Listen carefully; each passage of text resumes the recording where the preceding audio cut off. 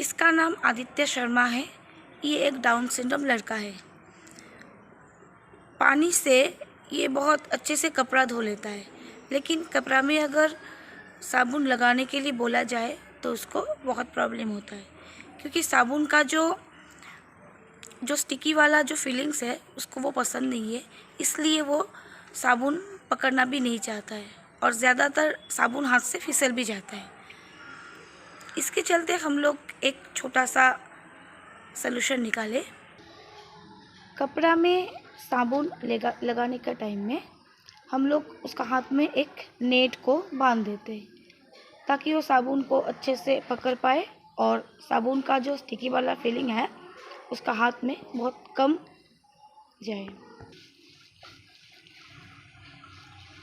Net लगाने के बाद आदित्य छोटा छोटा कपड़ा जैसे रुमाल या टॉवल, इस टाइप का जो कपड़ा होता है इसके ऊपर अच्छे से साबुन लगा पाता है। Break Free Solutions, brought to you by Project Discovery, supported by Enable India and Google.